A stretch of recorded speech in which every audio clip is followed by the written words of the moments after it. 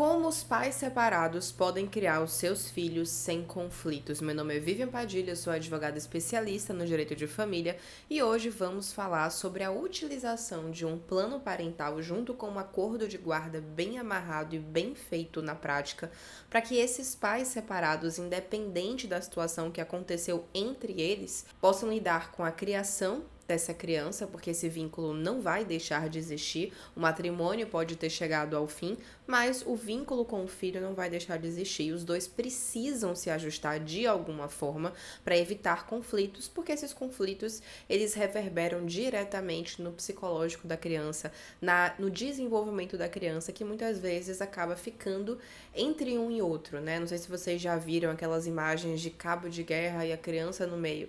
E é justamente isso psicologicamente que acontece com uma criança que fica entre duas pessoas, dois adultos que não conseguem conversar e chegar num denominador comum entre eles. Aqui no escritório a gente vê diversos casos litigiosos, né, onde a gente não conseguiu chegar a um acordo, onde a gente não conseguiu muito menos fazer um plano parental. A gente vê muitos casos onde por questões emocionais mal resolvidas de um dos lados ou de ambos os lados, um dos dois, geralmente aquele que tem o lar de referência com a criança, que a criança passa mais tempo, impede o contato do outro. E isso é um absurdo, porque o único prejudicado nessa situação é o filho. Mas a grande questão aqui desse vídeo é que por mais que dois pais, que um pai e uma mãe, um pai, enfim, dois adultos separados tenham feito um acordo de guarda, esse acordo ainda pode criar muito litígio entre eles dois. Por quê? O que a gente vê em acordos de guarda que são feitos por advogados que não são especialistas ou acordos de guarda que são feitos quando os dois entram na justiça e acabam fazendo em mesa de audiência, muitas vezes representados pela defensoria, enfim. São acordos gerais, são acordos que são modelões, digamos assim. Então, quais dias o pai vai conviver, de 15 em 15, com quem que vai ficar o lar de referência, esse é o valor de pensão, acabou. Esse é o acordo. Esse é o acordo que a gente vê a maioria das pessoas fazendo, inclusive. No entanto, qual é o grande problema aqui? Geralmente acontece alguma coisa ao longo da vida de um desses dois ou dos dois. Muitas vezes um novo relacionamento, uma pessoa que não se dá bem com a mãe, do pai, do filho, uma pessoa que pode não se dar bem com a criança também, mas foi a escolha daquele ali para se relacionar nesse momento. E isso acaba gerando um conflito na família. E sem ter regras muito bem estabelecidas dentro desse acordo que foi feito lá atrás, começam a existir as implicações na prática, as guerras que justamente vão afetar diretamente essa criança que fica no meio dessas guerras. Um exemplo.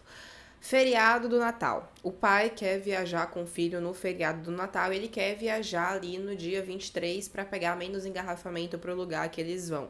Mas em momento algum ficou definido no acordo que o feriado do Natal poderia iniciar no dia 23, meio-dia, no dia 23 às 10 da manhã, dia 23 às 18 horas. Não ficou estabelecido que horas começa e termina esse feriado. Porque existem vários feriados que a gente não tem como precisar o horário que começa e termina. Ou então, para começar um pouco antes, para ter justamente essa disponibilidade de viajar, isso estando acordado expressamente, tem um papel para voltar. Deu briga lá na frente, não estão mais se entendendo, não conseguem chegar num denominador comum sobre as questões a serem decididas pela vida da criança, ok, existe um papel, existem regras para se voltar que os dois combinaram lá atrás. E isso aqui eu estou falando ainda sobre o acordo de guarda, sobre questões práticas do dia a dia, de horários, de dias específicos, de situações que podem acontecer subsidiárias que a gente já pode prever nesse acordo quando a gente entende perfeitamente a situação daquela família. Cada família é uma família dentro do direito das famílias.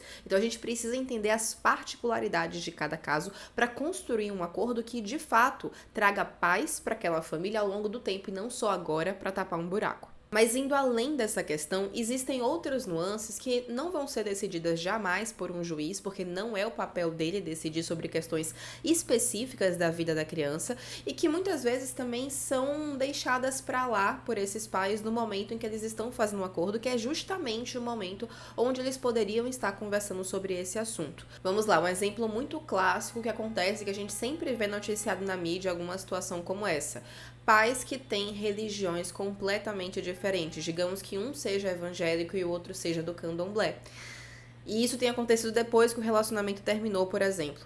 Bom, precisa se ter um acordo sobre qual vai ser a religião da criança. Ela vai poder escolher, ela vai começar a vida já se ingressando em uma religião, ela vai poder experimentar as duas. Como que vai ser isso na prática? Isso pode ser acordado por esses pais em um plano parental. Quando você faz um plano parental, que seria um documento anexado a esse acordo, que pode ser e deve ser homologado pelo juiz, não é uma coisa informal, é uma coisa que vai passar por um juiz, junto com esse acordo de guarda, um plano parental, ele vai esmiuçar um pouco melhor outras decisões que vão acontecer sobre a vida da criança. Então, questões religiosas, como que isso vai ser? Questões financeiras, essa criança vai ter mesada, não vai? Como é que vai ser a educação financeira dela? Sabe aquele problema que a gente sempre ouve o pai ou a mãe reclamando sobre como a criança tem rotinas completamente diferentes na casa de um e na casa de outro? Como isso prejudica muitas vezes a criação dessa criança? Bom, se os dois estão de acordo em um momento fazendo um acordo, eles podem acordar também num plano parental em paralelo como que vai ser horários, rotina, esmiuçar de fato como que vai ser a criação. Vive, mas isso não é demais? Nada é demais se garante a paz de uma criança e a paz deles dois também. É em todos os casos que vai ser necessário fazer um plano parental? Não. Existem casos onde um bom acordo de guarda, bem amarradinho, com todos os horários, dias, etc., situações que podem acontecer, já vai ser suficiente. No entanto, existem casos onde as diferenças entre os pais são muito evidentes desde o início, e nesses casos pode ser interessante fazer esse plano parental. Mas alguns exemplos, só para contextualizar ainda mais esse ponto, do que pode ser trazido nesse plano parental. Quando que essa criança vai começar a usar um celular?